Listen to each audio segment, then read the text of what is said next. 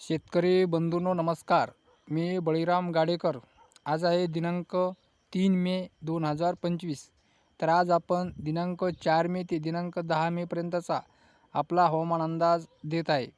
तर शेतकरी बंधूंनो करूया सुरुवात. शेतकरी बंधूंनो, आज आपण पहिल्यांदाच एक नकाशाच्या माध्यमातून आपला हवामान अंदाज देत आहे.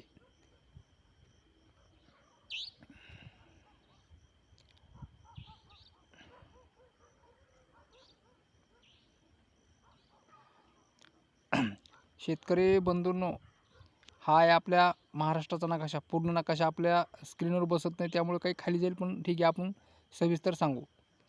तर इकून ही महाराष्ट्राच्या पश्चिमेकडून ही जी लाल रंगाची जी रेषा दिसत आहे, ही वर तिकडं गुजरात आहे. नंतर या इकून महाराष्ट्राचा उत्तरेकडील भाग म्हणजे इकडून मध्य प्रदेश आहे.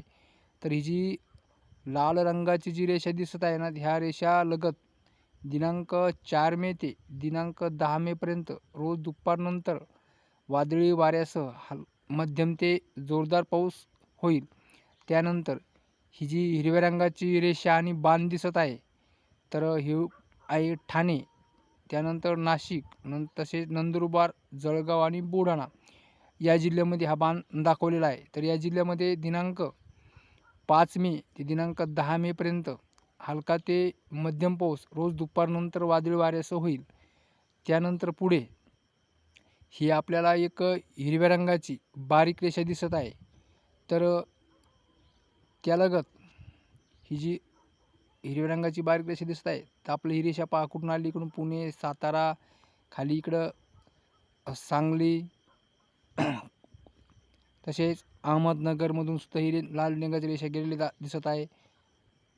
तसेच इकडं संभाजीनगर, जालना, बीड, परभणी, नांदेड, लातूर, पुढे इकडं अकोला, यवतमाळ, अमरावती, वर्धा, चंद्रपूर, काही गडचिरोली, गोंदिया, भंडारा या सगळ्या जिल्ह्यामधून ही बारीक हिरव्या रंगाची रेषा गेलेली आहे. त्यामुळे ही जी बारीक रेषा जिथून जिथून गेलेली आहे की ह्या रेषालगतच्या भागामध्ये बहुतेक ठिकाणी हलका पाऊस होईल. सगळीकडेच पाऊस होणार नाही, मात्र ढगाळ वातावरण सगळीकडे राहील. तर शेतकरी बंधूंनो, हा होता आपला दिनांक 4 मे ते दिनांक 10 मे पर्यंतचा आपला हवामान अंदाज. तर आज इतकेच. नमस्कार.